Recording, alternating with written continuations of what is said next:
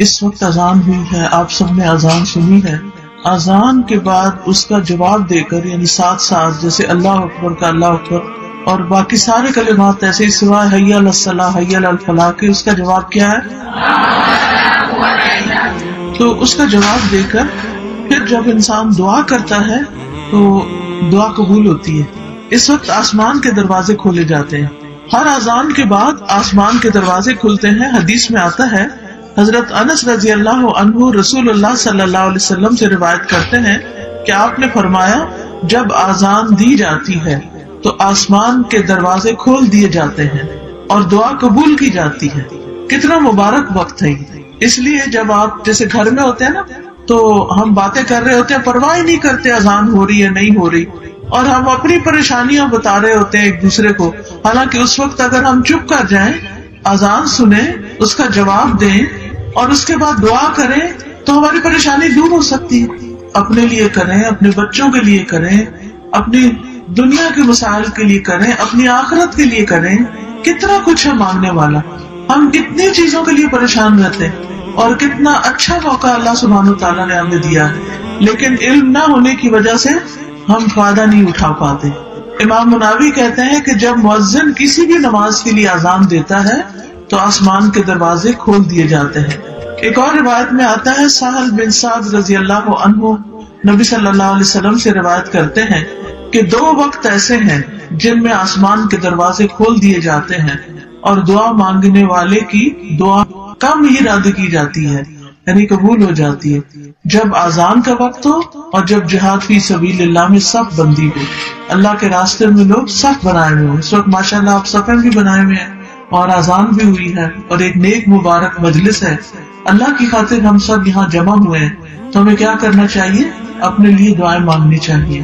جو بھی آپ کی زندگی میں کوئی مسئلہ ہے، کوئی پریشانی ہے، کوئی فکر فاقہ ہے، کوئی دکھ ہے، کوئی بیماری ہے، کچھ بھی ہے، اور ابھی ہم بات کر رہے تھے آزمائشوں کی، یعنی کسی بھی طرح کی آزمائش ہے تو اللہ تعالیٰ ہی اس کو آسان کر سکتا ہے۔ اسی طرح اقامت کے بعد بھی آسمان کے دروازے کھلتے ہیں۔ حدیث میں آتا ہے کہ جب نماز کی اقامت کہی جاتی ہے، مثلاً جب آپ جیسے حرم میں گئے ہوں یا کسی مسجد میں ہوں اور نماز کھڑی ہو اور اس وقت وہ کہہ رہے اللہ اکبر اللہ اکبر اشہد ان لا الہ الا اللہ اشہد ان محمد رسول اللہ، ایک تو اذان ہوتی نا اور ایک نماز سے بالکل پہلے اقامت ہوتی، تو اس وقت بھی آسمان کے دروازے کھول دیے جاتے ہیں اور دعا قبول کی جاتی ہے۔ یہ صحیح ترغیب و ترہیب کی حدیث ہے۔ اسی طرح ہر فرض نماز کے بعد دعا قبول ہوتی ہے۔ سہل بن سعد کی روایت میں جب نماز کھڑی ہو تو اس وقت، یعنی عند حضور الصلاۃ، اور پھر ایک اور وقت جو ہے نا ظہر کی نماز سے پہلے آسمان کے دروازے کھلتے ہیں۔ یاد رکھیے کہ جیسے رات کا تہجد کا وقت ہوتا ہے نا، رات کا پچھلا پہر، یعنی آدھی رات کے بعد جو، تو اسی طرح دن کا بھی آدھا دن جب گزر جاتا ہے اور ظہر کی نماز کا وقت شروع ہوتا ہے، وہ وقت بھی بڑا مبارک ہوتا ہے۔ ہم رات کو نہیں جاگ سکتے لیکن دن کو تو جاگنے ہوتے ہیں، تو اس وقت بھی ہم دعائیں کر سکتے ہیں۔ عبداللہ بن صاحب کہتے ہیں کہ اللہ کے رسول صلی اللہ علیہ وسلم زوال شمس کے بعد ظہر سے پہلے 4 رکعت نماز پڑھتے تھے، اور آپ فرماتے یہ ایسا وقت ہے جس میں آسمان کے دروازے کھولے جاتے ہیں، اور میں یہ پسند کرتا ہوں کہ اس وقت میرا کوئی عمل صالح اللہ کے پاس پہنچ جائے۔ یعنی جس وقت دروازے کھلے تو کیا ہونا چاہیے؟ کوئی نیک عمل کرے تاکہ وہ اللہ کے قریب پہنچ جائیں، کیونکہ یہ جو بات ہے نا کہ دروازے کھلنا، اس کا مطلب یہ ہے کہ اس وقت اعمال کی قبولیت کا وقت ہوتا ہے، دعاؤں کی قبولیت کا وقت ہوتا ہے، اور وہ عرش تک چیزیں جا پہنچتی ہیں۔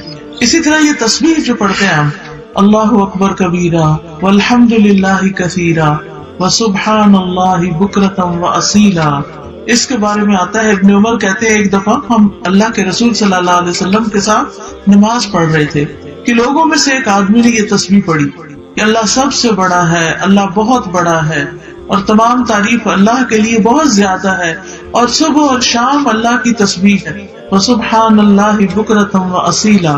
اس پر رسول اللہ صلی اللہ علیہ وسلم نے پوچھا کہ یہ کلمہ کس نے پڑھا ہے، کون ہے یہ؟ تو لوگوں میں سے ایک آدمی نے کہا اللہ کے رسول میں ہوں، میں نے یہ اللہ کی تعریف بیان کی ہے۔ آپ نے فرمایا مجھے ان پر بہت حیرت ہوئی، ان کلمات کے لیے آسمان کے دروازے کھول دیے گئے، یعنی اس کی قبولیت کے لیے۔ ابن عمر کہتے ہیں میں نے جب سے یہ بات رسول اللہ صلی اللہ علیہ وسلم سے سنی ہے اس کے بعد ان کلمات کو کبھی بھی نہیں چھوڑا. تو آج کے بعد آپ بھی پلے باندھ لیں اور کبھی نہ چھوڑے. آج آپ دیکھیں دنیا میں نیک اعمال کے لیے دروازے کھلتے ہیں، اور کل جب انسان فوت ہوگا نیک بندہ تو اس کی نیک روح کے لیے بھی آسمان کے دروازے کھلتے ہیں، اور جو بری روحیں ہوتی ہیں، برے کام کرنے والے ہوتے ہیں، ان کے لیے دروازے نہیں کھلتے. ان کی روح کو واپس پٹکایا جاتا ہے اور سجین میں بھیج دیا جاتا ہے. تو اس لیے اللہ کا ذکر کرنے میں کبھی بھی کوتاہی نہ کریں.